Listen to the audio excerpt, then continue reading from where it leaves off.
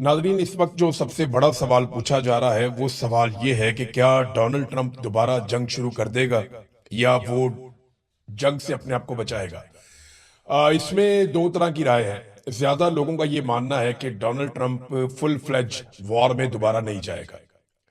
उसकी वजह यह है कि डोनाल्ड ट्रंप को जंग के लिए जिस तरह की सपोर्ट चाहिए वो डोनाल्ड ट्रंप को अपने इत्तेहादियों की जानिब से या दुनिया की जानिब से या वो ममालिक जो पहले अमेरिका के साथ मिलकर जंग में जाते थे उनकी जानिब से वो सपोर्ट मिली नहीं है। इसमें एक बड़ा जबरदस्त आर्टिकल द इकोनॉमिस्ट ने भी लिखा है कि ट्रंप दोबारा जंग की तरफ नहीं जाएंगे। वो समझ चुके हैं कि उन्हें ये जंग शुरू ही नहीं करनी चाहिए थी। सारे एक्सपर्ट ये कह रहे हैं कि जंग में कम से कम किसी एक की शिकस्त होती है। अगर ईरान में जारी जंग में सीज फायर से जंग का खात्मा हुआ तो सबसे बड़ी शिकस्त खाने वाले अमरीकी सदर डोनाल्ड ट्रंप होंगे, ये इकोनॉमिस्ट ने कहा। उनके मुताबिक ईरान के खिलाफ इस जंग ने अमरीकी ताकत को चलाने के नए तरीके के लिए सदर ट्रंप के विजन की कमजोरी को जाहिर किया है। ट्रंप दोबारा जंग की तरफ नहीं जाएंगे। अब वो समझ चुके हैं कि उन्हें यह जंग शुरू ही नहीं करनी चाहिए थी। अमरीकी सदर के ईरान को तबाह करने की धमकियों से भरपूर इश्तियाल अंगेज बयानात अब इस तरह लगते हैं जैसे वो अपनी पसपाई को मजबूत जाहिर करने की कोशिश कर रहे हो। यानी वो हार गया है। एक हारे हुए आदमी की जुबान लगती है। डोनाल्ड ट्रंप कभी गाली देते हैं, कभी धमकी देते हैं, कभी कुछ और कहते हैं। तो इन चीजों पे द इकोनॉमिस्ट ने कहा कि ट्रंप जानते हैं कि नई जंग मंडियों में खौफ व हरास पैदा करेगी और सुनहरी दौर के दावे के बाद वो खुद को मजायका खेज बना सकते हैं। हालात दुनिया के खराब होंगे, ट्रंप की मकबूलियत खराब हो जाएगी। ट्रंप के तीन बड़े मुकासिद मशरक़े वस्ता को ज्यादा महफूज और खुशहाल बनाना, ईरानी हुकूमत का खात्मा करना और ईरान को मुस्तकिल तौर पर जोहरी ताकत बनने से रोकना बड़ी हद तक पूरे ही नहीं हो सके। यानी जो कुछ डोनाल्ड ट्रंप इस जंग के पीछे चाहता था उसमें से डोनाल्ड ट्रंप कुछ भी नहीं कर पाया।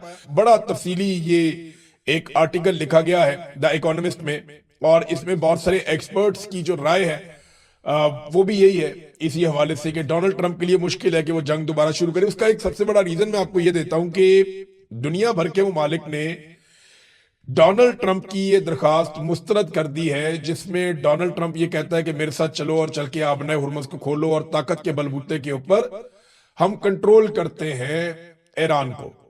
लेकिन ये बात मानी नहीं जा रही डोनाल्ड ट्रंप की। अब जिन ममालिक से डोनाल्ड ट्रंप ने रिक्वेस्ट की है जरा वहां से जो इतला आई है वो देख लें आप। बरतानिया ने डोनाल्ड ट्रंप की ये रिक्वेस्ट नहीं मानी, वो अब इस लड़ाई के अंदर नहीं जा रहा, उन्होंने कैटेगोरिकली कह दिया। इटली ने भी यही कहा, स्पेन ने भी डोनाल्ड ट्रंप का आइडिया मुस्तरद कर दिया, जापान ने भी मुस्तरद कर दिया, फ्रांस हिचकिचाहट का शिकार है। मैक्रोन आपको पता है वो कभी हाँ कभी ना, लेकिन मैक्रोन अपने आप को यूरोपीय यूनियन से अलग नहीं कर सकता। नॉर्वे इन्होंने भी मुस्तरद कर दिया, कनाडा ने भी मुस्तरद कर दिया, ऑस्ट्रेलिया ने भी मुस्तरद कर दिया है। याद रखिएगा ऑस्ट्रेलिया समंदरों के अंदर अमेरिका के सबसे बड़े इत्तेहादियों में से एक है, क्योंकि एक क्वाड नाम की तंजीम है जो बनी हुई है जिसमें 4 ममालिक हैं, अमेरिका है, ऑस्ट्रेलिया है, जापान है, इंडिया है। तो ऑस्ट्रेलिया के बड़े जबरदस्त ताल्लुकात हैं अमेरिका के साथ दिफाई नौइयत के, लेकिन ऑस्ट्रेलिया ने भी मना कर दिया। चीन ने कोई जवाब नहीं दिया, नीदरलैंड ने कोई जवाब नहीं दिया, जनूबी कोरिया कोई तस्दीक उनकी तरफ से नहीं हो सकी कि वो डोनाल्ड ट्रंप के साथ जाएंगे या नहीं। दुनिया के वो तमाम ममालिक जो तगड़े ममालिक हैं, बड़े ममालिक हैं, वो डोनाल्ड ट्रंप के साथ खड़े नहीं हो रहे और जो भी डोनाल्ड ट्रंप के साथ खड़ा हो रहा है उसको इसका नुकसान हो रहा है। अभी मैं आपको एक बहुत बड़ी खबर देने वाला हूं, लेकिन उससे पहले आपको एक बड़ी इंटरेस्टिंग खबर मैं आपको बताता हूं कि डोनाल्ड ट्रंप का एक बहुत बड़ा एसेट था यूरोपीय यूनियन में, हंगरी का वजीर आजम। ये जो हंगरी का वजीर आजम है ये 16 साल से वहां पे इक्तदार में है।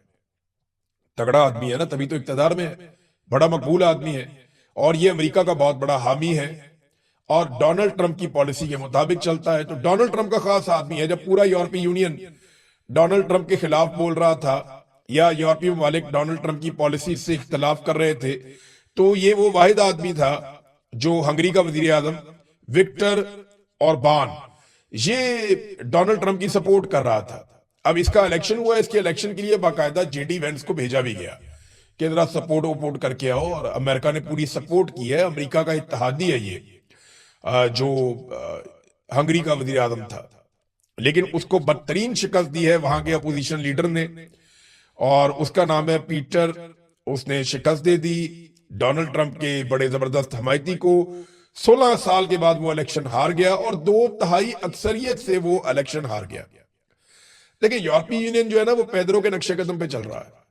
پیدرو ایک نوجوان لیڈر ہے اور اس کا تعلق ہے اسپین سے. اور اسپین میں ابھی میں گیا تھا تھوڑے دن پہلے, میں نے وہاں کے لوگوں سے پوچھا, انہوں نے کہا جی پیدرو بالکل ایک الگ طرح کا سیاستدان ہے, وہ روایتی سیاستدان نہیں ہے. وہ صحیح کو صحیح اور غلط کو غلط کہتا ہے, چاہے اس کو اس کے لیے کوئی بھی قیمت چکانی پڑے. یہ وہاں دعویٰ کیا گیا, بہت سارے لوگوں نے یہ کہا, اور وہ وہاں بہت مقبول بھی ہے. لہذا ڈونلڈ ٹرمپ کا ایک حمایتی بھی الیکشن ہار گیا. اب وہاں پہ جو دوسری حکومت بنے گی تو جو کچھ حمایت تھوڑی بہت ٹرمپ کے پاس یورپی یونین میں تھی وہ بھی ایسا لگتا ہے کہ اب نہیں ہوگی. ایک ایک کر کے اتحادی ڈونلڈ ٹرمپ سے دور جا رہے ہیں. مثال کے طور پہ ڈونلڈ ٹرمپ نے 2 بجے دھمکی لگائی دوپہر کے کہ میں اسرائیل کی حمایت سے انکار کرنے پر اسپین کے ساتھ تمام تجارت اور تعاون ختم کر دوں گا. یعنی اسپین کو انہوں نے دھمکی لگائی, اور 2 گھنٹے بعد جو ہے وہ اسپین کا جو وزیر اعظم ہے وہ چین پہنچ گیا. ٹرمپ کو واضح پیغام دیا کہ جناب ایک متبادل بھی موجود ہے, دنیا میں ایک اور سپر پاور بھی ہے, آپ اکیلے تو نہیں ہیں. تو اسپین اپنے چین کے ساتھ تعلقات بڑھا رہا ہے.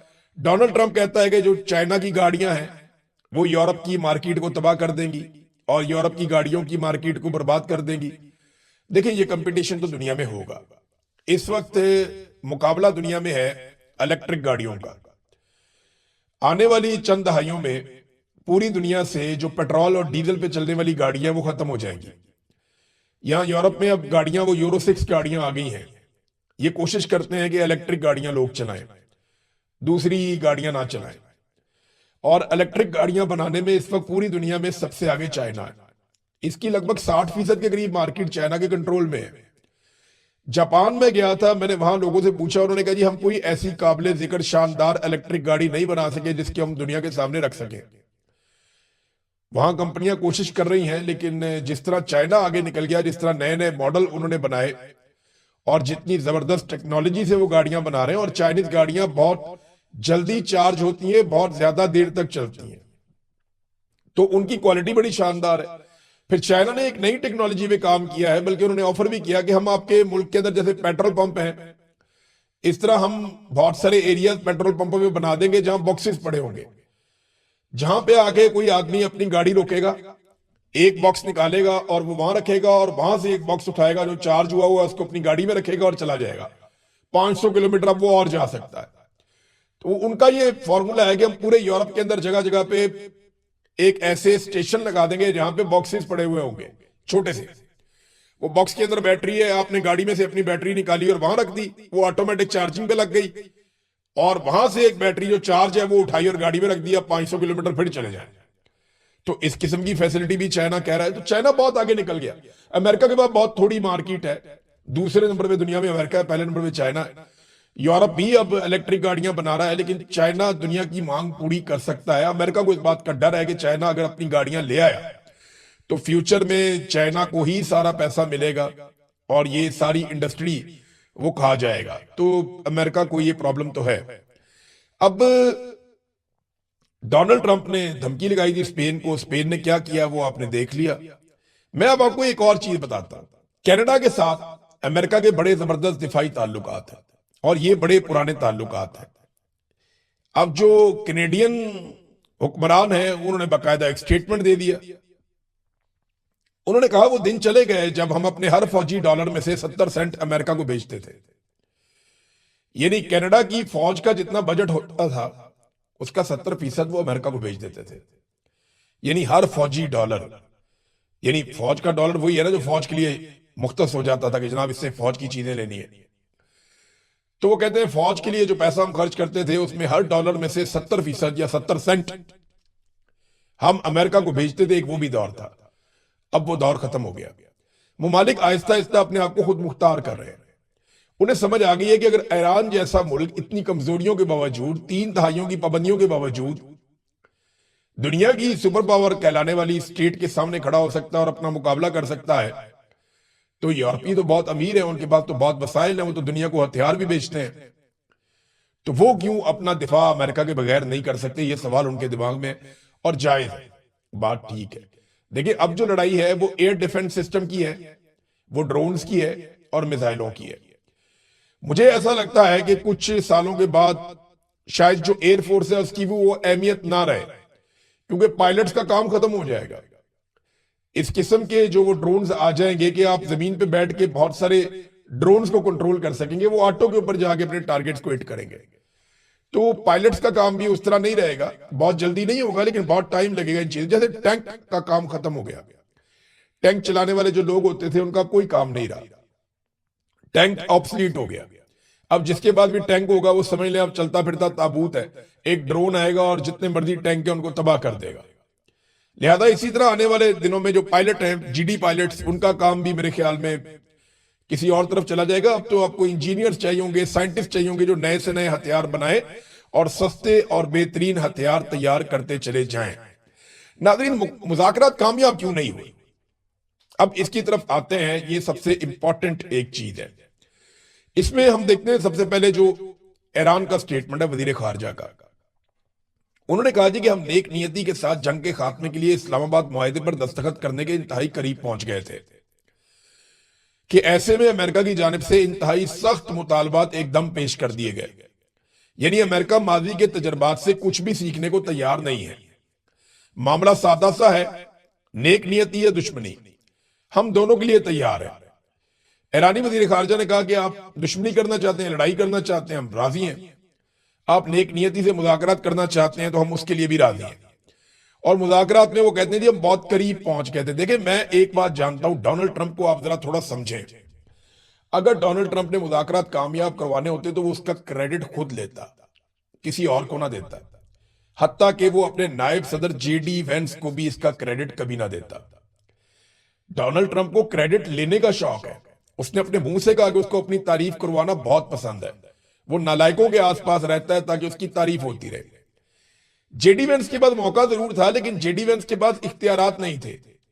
امریکی نائب صدر جو پاکستان آئے، ان کے اختیارات اتنے ہی تھے کہ انہوں نے لگ بھگ 1 درجن مرتبہ ڈونلڈ ٹرمپ سے رابطہ کیا، نیتن یاہو سے بھی رابطہ کیا، اور جب انہیں کہا گیا تو وہ مذاکرات بیچ میں چھوڑ کر واپس چلے گئے ایک آفر دے کر. تو جے ڈی وینس کے بارے میں لوگ کہتے ہیں کہ یہ جو کینیڈی تھا امریکی صدر، یہ اس کی طرح لگتا ہے اور اس کی طرح بولتا چالتا، اس کی طرح باڈی لینگویج ہے، چلتا بھی ہے، تو یہ بہت بڑا لیڈر بنے گا، لوگ یہ کہتے تھے. لیکن اس نے یہ موقع ضائع کیا اور ایسا دکھائی دیا کہ اس کے پاس کوئی اختیار نہیں تھا.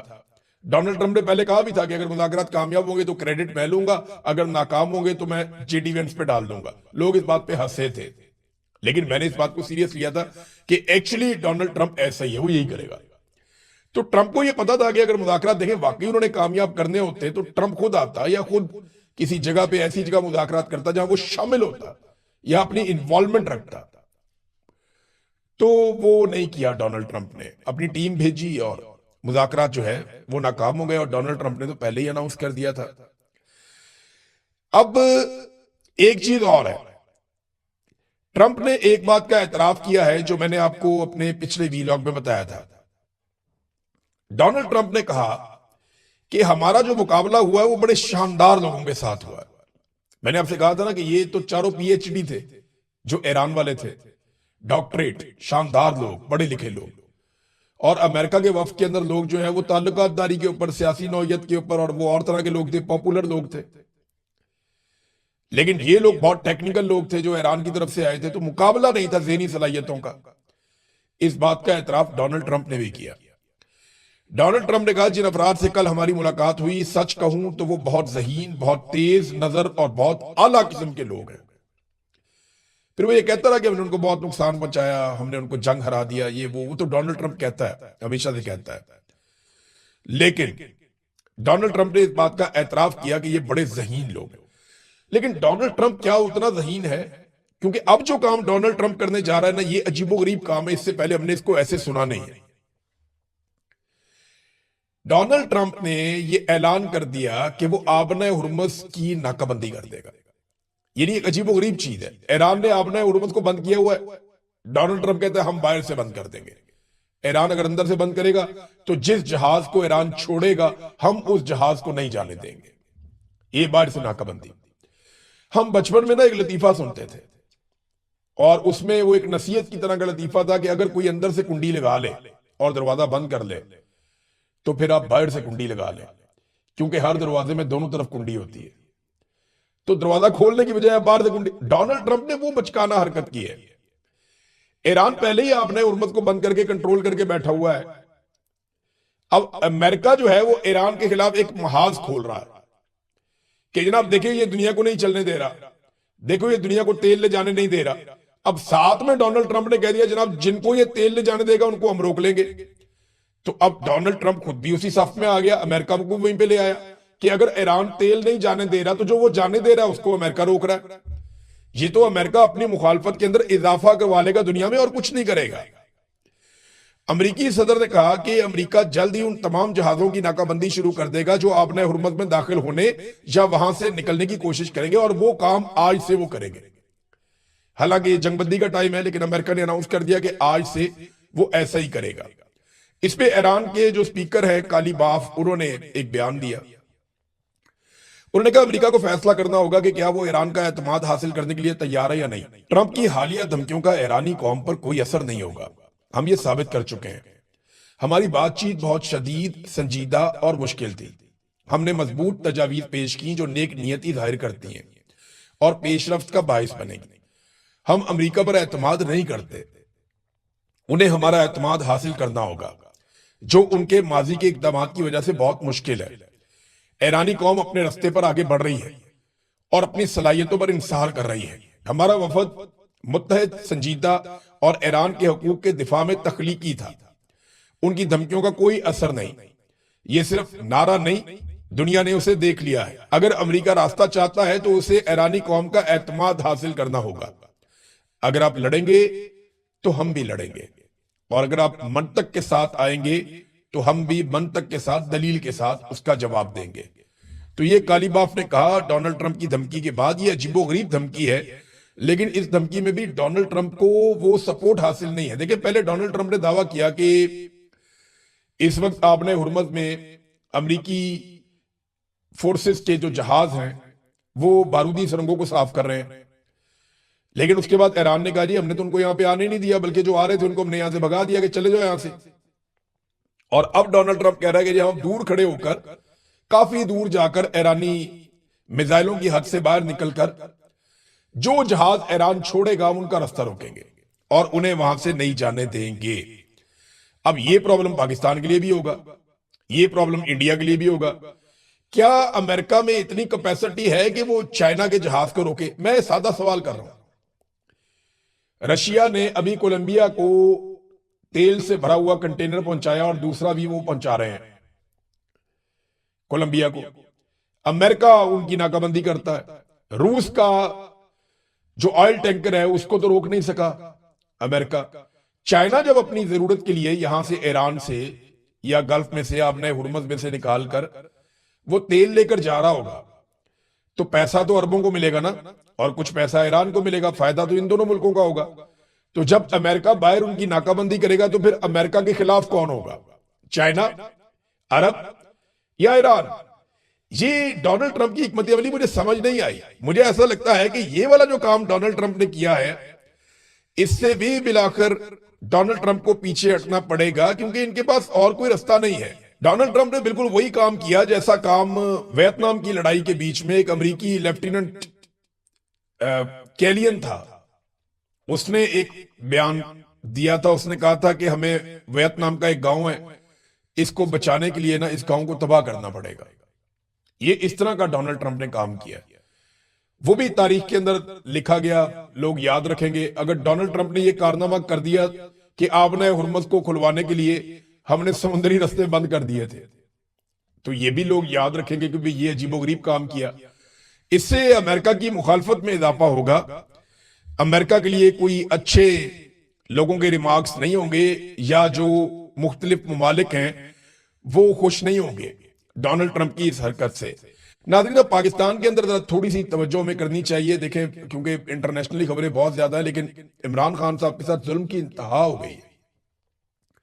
یہ کیسے ہو سکتا ہے کہ ایک سابق وزیر اعظم کی ملاقاتیں ہی بند کر دی جائیں، اسے قید تنہائی میں ڈال دیا جائے، نہ وکیل ملتے ہیں، نہ فیملی ملتی ہے، نہ ڈاکٹر ملتے ہیں، نہ وہ اپنی پولیٹیکل پارٹی کے لیڈر سے مل سکتا ہے. یہ کیا بکواس ہے بھائی. ملک کو بنانا ریپبلک بنا کے رکھ دیا.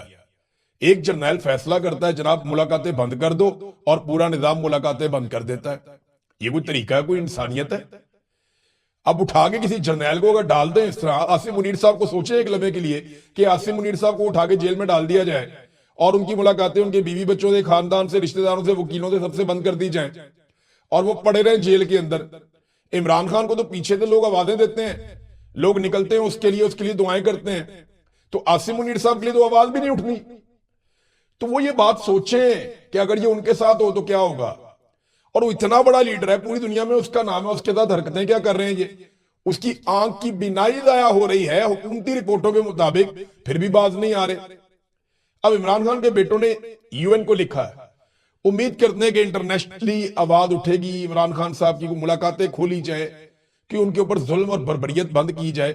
پوری دنیا میں ان کو چودھری بننے کا شوق ہے, پاکستان کے اندر تو انصاف ہونے دیں یار. آپ پاکستان میں انصاف ہوگا تو آپ باہر انصاف کر پائیں گے نا. آپ باہر جتنے مرضی چودھری بن جائیں, جتنے مرضی آپ باہر جو ہے وہ اپنا نام بنا لیں, جتنے مرضی آپ لوگوں کے چاہے جوتے پالش کریں, چاہے ان کے ساتھ یاریاں ڈالیں, چاہے جو مرضی کریں, ان کو سلوٹیں کریں, آپ ان کے لیے تحفے لے کے جائیں, جو مرضی کریں آپ, جب تک آپ کا ہاؤس ان آرڈر نہیں ہوگا, جب تک آپ اپنے گھر کے اندر انصاف کی فراہمی نہیں کریں گے, تب تک آپ کو کچھ نہیں ملنا. آپ کا ملک ایک قدم آگے نہیں بڑھ سکتا. اعجاز چودھری صاحب کی حالت دیکھ لیں.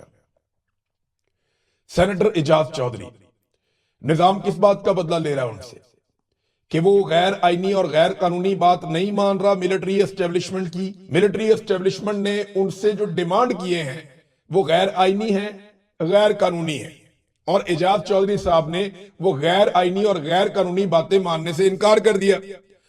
اب وہ زندگی اور موت کی کشمکش میں, بری حالت ہے ان کی. تو کس بات کا آپ انتظار کر رہے ہیں؟ انہیں علاج نہیں کروانے دیا اتنے دنوں تک, ان کی حالت بگڑ گئی. یہ رجیم اس وقت پاکستان کے اندر دیکھیں, یہ جو فیلڈ مارشل عاصم منیر صاحب کا بنایا ہوا رجیم ہے نا, یہ جو نظام ہے,